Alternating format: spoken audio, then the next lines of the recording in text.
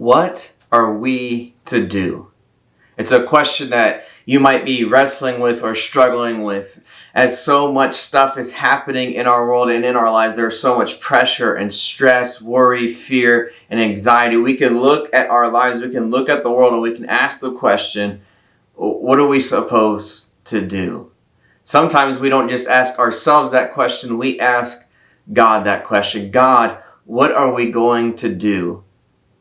And then sometimes we go even a little farther. We ask God, what are you going to do?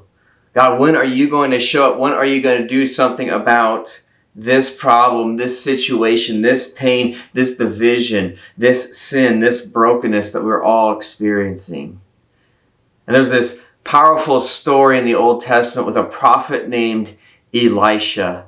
And the people of God are surrounded by a foreign army, and they're in great danger for their lives. And one day, Elisha's servant wakes up and he looks out and he sees this foreign army ready to destroy them. And he feels completely helpless. And so he runs to Elisha and he asks this question, "Oh, my master, what are we to do?" Right? We are so often like that servant. We look at the world, we look at the mess, we look at the brokenness in our lives, and we go, what are we going to do about this?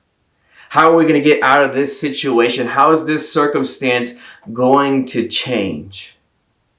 So we turn to God and ask God, what are we to do?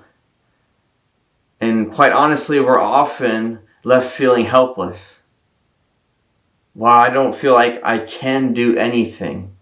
And in that feeling of helplessness, sometimes we think to ourselves, well, I can't do anything. I've tried everything else. I guess we'll just pray. And prayer becomes that last resort, that last Hail Mary, that last ditch effort of, well, nothing else has worked. I've tried everything else. Maybe we'll pray. We'll see if that does anything. And what I love is Elisha's response to his servant in this very difficult, scary, and frightening moment. He says this, "Do not be afraid, for those who are with us outnumber those who are with them." Which is actually, if you read the whole chapter, a ridiculous statement. Because the servant can look that it's him and Elisha, just a few other people. He can look and he can see that they're completely surrounded by a much larger, stronger army. And he can think to himself, this man is ridiculous. There's no one else here. We're clearly outnumbered. And that's how we feel.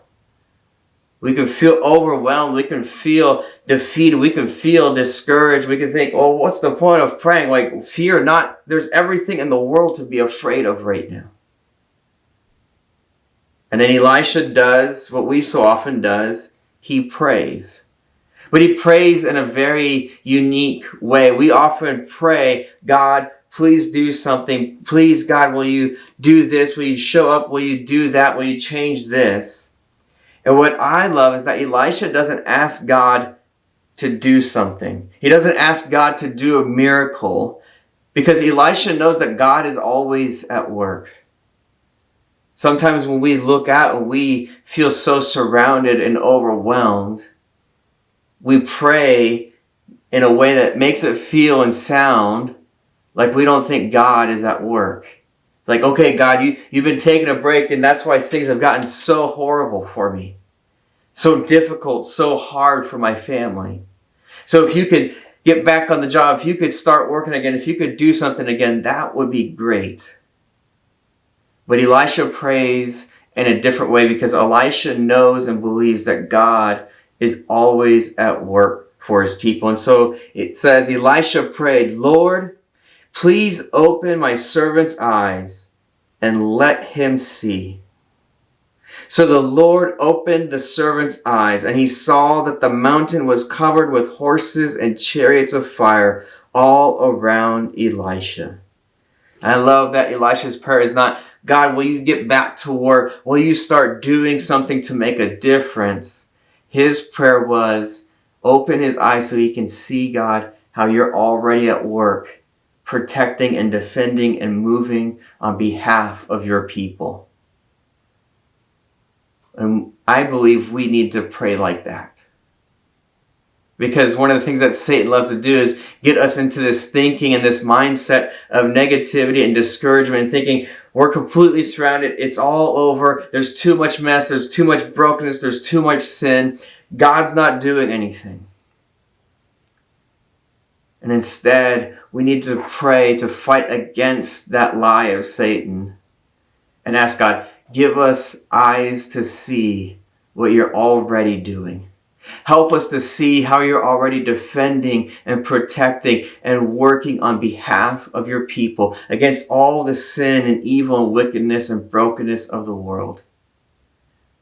To pray in the faith of Elisha that says, oh, I already know God is working. I know that he doesn't take time off. I know that he's always with his people. God, help us to have eyes to see that. It reminds me that Jesus' final promise to his disciples on earth was, I'm never going to leave you or forsake you. I'm with you to the very end of the age. So no matter what we are facing, no matter what it looks like in our lives or in the world, we are not overwhelmed. We are not defeated because our God is with us, defending us, and fighting for us. So my hope and prayer for you is that you would have the eyes to see it. That you would have eyes of faith to see how God is working in your life here and now. God's peace to you.